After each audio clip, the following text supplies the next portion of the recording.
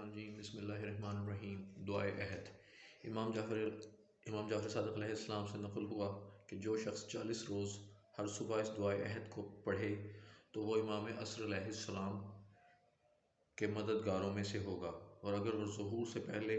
وفات کر جائے تو خداوند عالم اسے قبر سے اٹھائے گا تاکہ وہ امام علیہ السلام کے ہمراہ ہو جائے۔ اللہ تعالیٰ اس دعا کے ہر لفظ کے عوض اسے 1000 نیکی عطا کرے گا اور اس کے 1000 گناہ معاف کر دے گا، اور وہ دعائے عہد یہ ہے۔ دعائے عہد کا ترجمہ پیش خدمت ہے۔ اے معبود، اے عظیم نور کے پروردگار، اے بلند کرسی کے پروردگار، اے موجے مارتے سمندر کے پروردگار، اے توریت و انجیل اور زبور کے نازل کرنے والے، اے سائے اور دھوپ کے پروردگار، اے قرآن عظیم کے نازل کرنے والے، اے مقرب فرشتوں اور نبیوں اور رسولوں کے پروردگار۔ اے معبود، بے شک میں سوال کرتا ہوں بواسطہ تیری ذات کے، بواسطہ تیری روشن ذات کے نور، اے تیری قدیم بادشاہی کے، اے زندہ اے پائندہ، تجھ سے سوال کرتا ہوں بواسطہ تیرے نام کے جس سے چمک رہے ہیں سارے آسمان اور ساری زمینیں، بواسطہ تیرے نام کے جس سے بھلائی پائی پہلوں اور پچھلوں نے، اے زندہ اور ہر زندہ سے پہلے، اے زندہ اور ہر زندہ کے بعد، اے زندہ جب کوئی زندہ نہ تھا، اے مردوں کو زندہ کرنے والے، اے زندوں کو موت دینے والے، اے زندہ نہیں کوئی معبود سوائے تیرے، اے معبود پہچان دے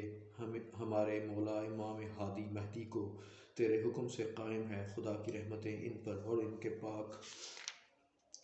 بزرگان پر، تمام مومن مردوں اور مومنہ عورتوں کی طرف سے جو زمین کے مشرقوں اور مغربوں میں ہیں، میدانوں اور پہاڑوں اور خشکیوں اور سمندروں میں، میری طرف سے، میرے والدین کی طرف سے، بہت سے درود جو ہوزان ہوں عرش الہی اس کے کلمات کی روشنائی کے، اور جو چیزیں اس کے علم میں ہیں اور اس کی کتاب میں درج ہیں۔ اے معبود، میں تازہ کرتا ہوں ان کے لیے آج کے دن کی صبح کو، اور جب تک زندہ ہوں باقی ہے یہ پیمان، یہ بندھن اور ان کی بیعت جو میری گردن پر ہے، اور نہ اس سے مکروں گا اور نہ کبھی ترک کروں گا۔ اے معبود، قرار دے مجھے ان کے مددگار، ان کے ساتھیوں اور ان کے دفاع کرنے والوں میں، حاجت بر آری کے لیے، ان کی طرف پڑھنے والوں، ان کے احکام پر عمل کرنے والوں، ان کی طرف دعوت دینے والوں، ان کے ارادوں کو جلد پورا کرنے والوں اور ان کے سامنے شہید ہونے والوں میں قرار دے۔ اے معبود، اگر میری اور میرے امام کے درمیان موت حائل ہو جائے تو نے اپنے بندوں کے لیے آمادہ کر رکھی ہے، تو پھر مجھے قبر سے اس طرح نکالنا کہ کفن میرا لباس ہو اور میری تلوار بے نیام ہو اور میرا نیزہ بلند ہو، داعی الحق کی دعوت پر لبیک کہوں شہر اور گاؤں میں۔ اے معبود، دکھا مجھے حضرت کا چہرہ زیبا، آپ کی پیشانی درخشاں، ان کے دیدار کو میری آنکھوں کا سرما بنا، ان کی کشائش میں جلدی فرما، ان کے ظہور کو آسان بنا، ان کا راستہ وسیع کر دے اور مجھ کو ان کی راہ پر چلا، ان کا حکم جاری فرما، ان کی قوت کو بڑھا، اور اے معبود ان کے ذریعے اپنے شہر آباد کر اور اپنے بندوں کو عزت کی زندگی دے، کیونکہ تو نے فرمایا اور تیرے قول اور حق کے ہے کہ ظاہر ہوا۔ فساد خشکی اور سمندر میں نتیجہ ہے لوگوں کے غلط اعمال و افعال کا، بس اے معبود ظہور کو ہمارے لیے اپنے ولی اور اپنے نبی کے دختر کے فرزند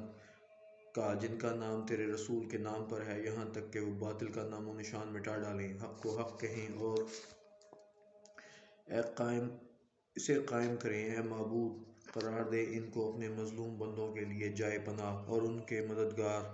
جن کو تیرے سوا کوئی مددگار نہیں بنا، ان کو اپنی کتاب کے ان احکام کے زندہ کرنے والے جو بھلا دیتے ہیں بنا، ان کو اپنے دین کے خاص احکام اور اپنے نبی کے طریقوں کو راسخ کرنے والے، خدا کی رحمت ہو ان پر اور ان کی آل پر اور ان کے معبود ان لوگوں پہ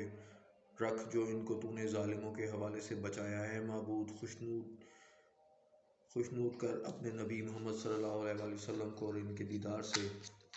اور جنہوں نے ان کی دعوت میں ان کا ساتھ دیا، اور رحم فرمایا ان کے بعد ہماری حالت زار پر۔ اے معبود ان کے ظہور سے امت کی اس مشکل اور مصیبت کو دور کر دے۔ اے ہمارے لیے جلد ان کا ظہور فرما کہ لوگ ان کو دور اور ہم انہیں نزدیک سمجھتے ہیں۔ لوگ ان کو دور اور ہم انہیں نزدیک سمجھتے ہیں۔ واسطہ تیری رحمت کا، اے سب سے زیادہ رحم کرنے والے۔